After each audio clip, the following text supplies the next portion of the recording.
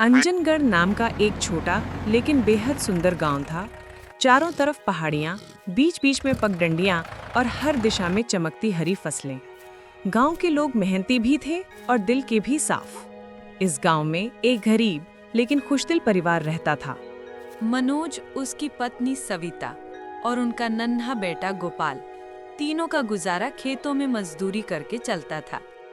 दिन भर की मेहनत के बाद भी पेट मुश्किल से भरता था, लेकिन फिर भी उनके घर में हमेशा हंसी बनी रहती थी। अंजनगढ़ में एक और चीज बहुत मशहूर थी, रॉयल चिकन दम बिरयानी हाउस, जिसे गांव का सबसे अमीर आदमी भुवन सेठ चलाता था। उसकी बिरयानी का नाम दूर दूर तक था। खुशबू ऐसे कि रुककर लोग रास्ता भूल जाते थे, लेकिन दाम इतने कि गरीब उसका नाम भी सोचकर डल जाए। एक शाम खेत से लौटते हुए मनोज और सविता रॉयल बिरयानी वाले ठेले के पास से गुजर रहे थे। हांडे से भाप उठ रही थी, मसालों की महक हवा में तैर रही थी। टिक टिक करती कढ़ाई की आवाज मनोज के कानों में घुस रही थी। सविता अचानक रुक गई। मनोज, एक बात बताऊं, मुझे बचपन से चिकन बिरयानी बहुत पसंद है, पर कभी खा ही नहीं पाई। अरे तुमने तो कभी बताया ही नहीं।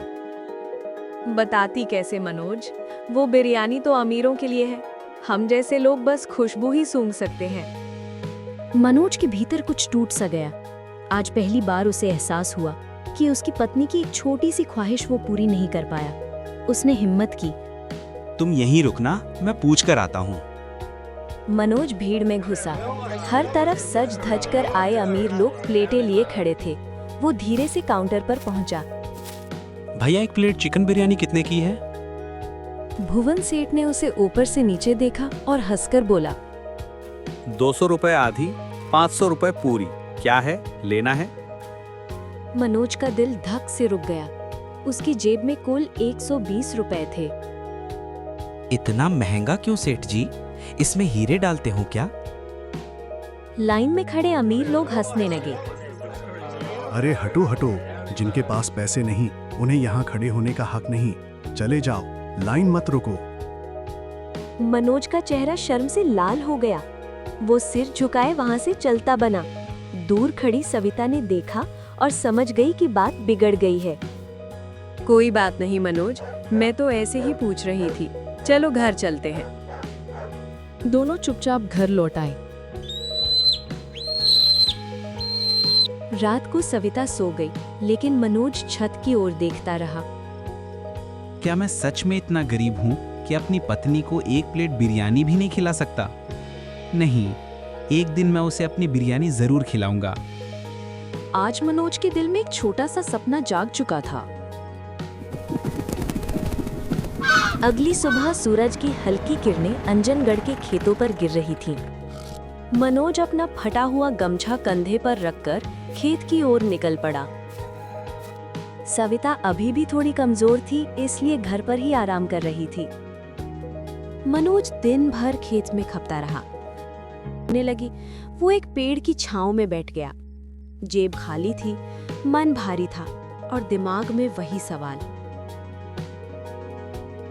कैसे पूरी करूं सविता की ख्वाहिश? तभी पास की पगडंडी से टकटक की आवाज आई। एक बूढ़े आदमी बिल्कुल सफेद दाढ़ी और बांस की लाठी टेकते हुए धीरे धीरे उसकी ओर आ रहे थे। गांव में उन्हें नाना जी कहा जाता था।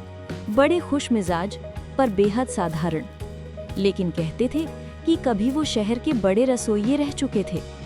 नाना जी मुस्कुराते हुए बोले, बेटा मनोज, खाना खाया क्या? नहीं नाना जी, आज कुछ लाया ही नहीं। चल तू भी खा ले, आज मैंने अपने हाथ की देसी दम बिरयानी बनाई है। नाना जी, आप भी बिरयानी बनाते हो? अरे बेटा, मैं तो वही रेसिपी बनाता हूँ जिससे कभी लोग पागल हो जाते थे। बस अब मसाले सादे हैं, दाम कम है और दिल बड़ा। ले चक्कर देख। नाना जी ने पत्तल पर बिरयानी परोसी। चावल खिले हुए, हल्की भूरी तली प्याज और चिकन के छोटे लेकिन रसदार टुकड़े। खुशबू ऐसी कि मनोज की सांस अटक गई। पहला कौर मुंह में गया और उसकी आंखें चमक उठीं। नाना जी, ये तो बिल्कुल जादू है। इतना स्वाद सिर्फ बड़े बड़े होटलों में मिलता है। आपने ये कैसे बनाया? बेटा, बिरयानी पैसों से नहीं, दिल से बनती है। सही मसाले, सही दही और सबसे महत्वपूर्ण धीमी आंच का दम। बाकी सब दिखावा है। नाना जी, अगर आपकी ये बिरयानी 10 रुपए में बन जाती है तो क्या आप मुझे भी सिखा सकते हो? नाना जी ने उसकी आंखों में एक सपना चमकता देखा। उन्होंने सिर हिलाया। चल बेटा मेरे घर, आज से तू मेरी रेसिपी सीखेगा और एक दिन तेरे हाथ की बिरयानी पूरे गांव में खुशबू फैलाएगी। नाना जी के छोटे से मिट्टी के घर में पहुंचते ही मनोज ने देखा एक पुरानी चूल्हे की जगह एक लोहे की कढ़ाई और कुछ पुराने स्टील के बर्तन। नाना जी ने रेसिपी सिखानी शुरू की। सबसे पहले तेज आंच पर तेल, फिर कटा हुआ प्याज जिसे सुनहरा भूरा होने तक तलना, थोड़ा दही, घर के मसाले, लाल मिर्च, गरम मसाला, हल्दी और काली मिर्च, फिर चिकन के छोटे टुकड़े, ऊपर से चावल की परत, हरा धनिया, पुदीना और अंत में पत्थर से ढका हुआ ढक्कन ताकि दम बराबर बैठे। यही फर्क है मनोज, दाम में नहीं, दम में। मनोज ने सब ध्यान से समझा। आज उसे महसूस हुआ कि वो सिर्फ खाना नहीं, उम्मीद पका रहा है। सीखने के बाद नाना जी ने थोड़ी बिरयानी एक डिब्बे में भरकर मनोज को दी। जा बेटा, सविता को खिलाकर देख। अगर उसकी आंखें चमक उठी तो समझ लेना कि तुम्हारा रास्ता सही है। मनोज डिब्बा लेकर तेज कदमों से घर की ओर दौड़ा। सविता, देखो तुम्हारे लिए मैं क्या लाया हूँ। सविता हैरान हो गई। उसने पहला निवाला लिया और उसकी आंखें खुशी से हल्की नमी में चमक उठीं। मनोज, ये तो दुनिया की सबसे अच्छी बिरयानी है। यदि तुम ये बना सकते हो तो गांव के गरीब भी पहली बार बिरयानी खा सकेंगे और शायद हमारा भी अच्छा समय आ जाएगा। मनोज की आंखों में सपनों की रोशनी भर गई। अगली सुबह अंजनगढ़ में सूरज थोड़ी थोड़ी सुनहरी रोशनी बिखेर रहा था। मनोज पूरी रात सो नहीं पाया। उसके दिमाग में बस एक ही बात घूम रही थी। अब मेरी भी अपनी बिरयानी होगी जो गरीबों के लिए बनेगी, जिसका स्वाद दिल से निकलेगा, दाम से नहीं। आज इतनी जल्दी कुछ खास सोच रहे हो क्या? हाँ, आज मैं ठेला लगाने की तैयारी शुरू करूंगा। सिर्फ 20 रुपए की चिकन बिरयानी दूंगा सबके लिए। मनोज, तुम ये कर पाओगे क्योंकि तुम्हारे पास नाना जी की सीख है और सविता का विश्वास भी। दोनों के बीच एक प्यारी सी मुस्कान हुई। आज पहली बार उनका घर उम्मीद से भरा हुआ था। अंजनगढ़ में नया ठेला लेना आसान नहीं था। मनोज ने पूरे गांव में घूम घूम कर पुराना ठेला खोजा। किसी ने कहा 2000 रुपए का मिलेगा, कहीं कहा 2500 और मनोज की जेब में कुल 700 रुपए। आखिरकार गांव के किनारे एक बूढ़ा ठेले वाला मिला। उसका पुराना ठेला टूटा फूटा था, पहिए भी लचक रहे थे, लेकिन मनोज की आंखें उसमें अपना भविष्य देख रही थी। बूढ़ा ठेले वाला, ले जाओ बेटा, 500 रुपए दे दो। बाकी का पैसा जब कमाई हो तब दे देना। तुम्हारी आंखों में वो चमक है जो मेहनत करने वालों में होती है। मनोज ने हाथ जोड़ लिए। आज उसे पहला सहारा मिल चुका था। सविता ने घर के आंगन में छोटा सा चूल्हा जला दिया। मनोज ने नाना जी से सीखी हर बात याद रखी। मसालों की खुशबू, धीमी आग का दम और सबसे जरूरी, दिल से खाना बनाना। चिकन के छोटे छोटे टुकड़े मसालों में नहाए हुए, चावल ऊपर से एकदम खिले हुए। ढक्कन खोला तो पूरी गली महक गई। सविता ने सांस खींचकर कहा, मनोज, लग रहा है आज गांव वाले दीवाने हो जाएंगे। मनोज ने बड़ी कढ़ाई में बिरयानी भरी और गांव के चौक की ओर निकल पड़ा। मनोज ने चौक पर ठेला खड़ा किया और जोर से पुकारा, सुन लो गांव वालों, सिर्फ 20 रुपए में असली चिकन दम बिरयानी। लोगों ने चौंक कर एक दूसरे का चेहरा देखा। अरे ये मजाक है क्या? 20 रुपए में चिकन बिरयानी? इतने में तो सिर्फ मसाला भी नहीं आता। भैया, आप खा लो, अगर स्वाद अच्छा ना लगे तो पैसे मत देना। 2 आदमी आगे आए। मनोज ने प्यार से बिरयानी परोसी, ऊपर से हल्की तली प्याज डाली और प्लेट उनके हाथ में दी। दोनों ने पहला कौर लिया और उनकी आंखें फैल गई। अरे ये तो कमाल है, सच में चिकन नरम, मसाले एकदम झकास। 20 रुपए? भाई 2 और प्लेट दे दो।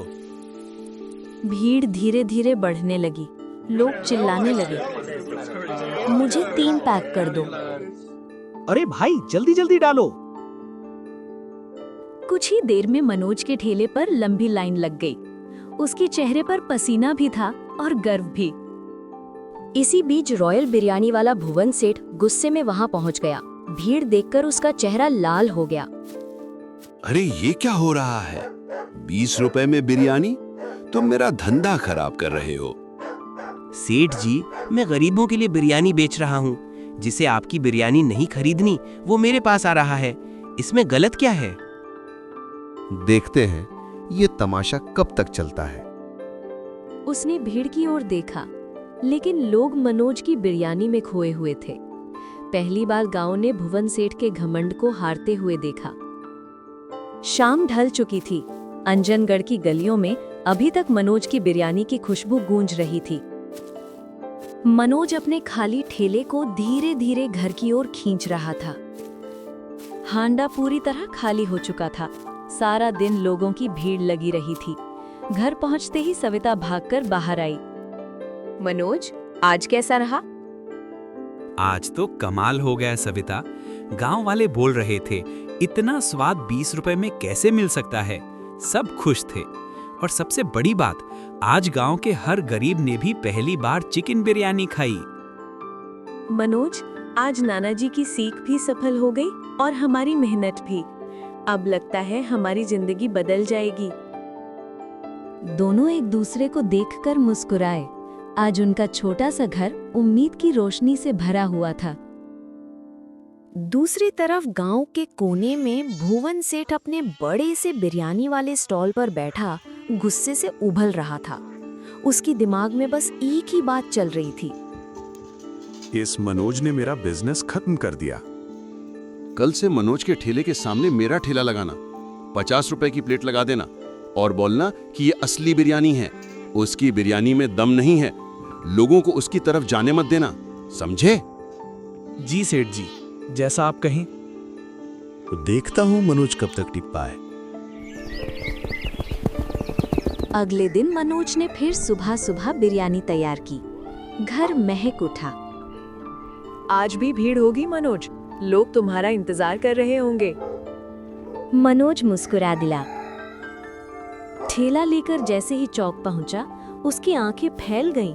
भुवन सेठ का बड़ा ठेला ठीक उसके ठेले के सामने खड़ा था। 2 नौकर जोर जोर से चिल्ला रहे थे, आओ आओ, रॉयल बिरयानी सिर्फ 50 रुपए।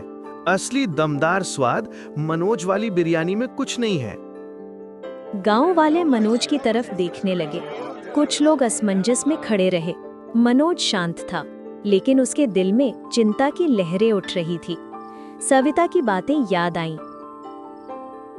दिल से बनाओगे तो लोग खुद आएंगे। जिसे असली प्यार से बनी बिरयानी चाहिए वो यहाँ आए। 20 रुपए में सिर्फ स्वाद नहीं, इज्जत भी मिलेगी। कुछ लोग मुस्कुराए और धीरे धीरे मनोज की लाइन बननी शुरू हुई। सेठ दूर से जलते हुए देख रहा था। पहली प्लेट मनोज ने एक बुजुर्ग किसान को दी। किसान ने 2 कौर खाए और जोर से बोला, अरे भाई, मनोज की बिरयानी में दम है। ये 20 रुपए नहीं, पूरी मोहब्बत है। भीड़ में हलचल मच गई। कुछ ही देर में एक बार फिर मनोज के ठेले पर लंबी लाइन लग गई। उधर भुवन सेठ का ठेला खाली खड़ा था। लोग उसकी बिरयानी चखते ही अजीब सा चेहरा बनाते। अरे भाई, इसमें मसाले ही नहीं। चिकन कड़क है। बिरयानी नहीं, पुलाव जैसा है। भुवन तिल मिला उठा। उसी भीड़ में नानाजी भी आ पहुंचे। लाइन में खड़े होकर उन्होंने मनोज से कहा, बेटा, तेरा दाम सबसे सच्चा है। याद रखना, जिसका नसीब मेहनत लिखती है उसे कोई मिटा नहीं सकता। मनोज ने नानाजी के पैर छुए। दोनों की आंखें नम थी।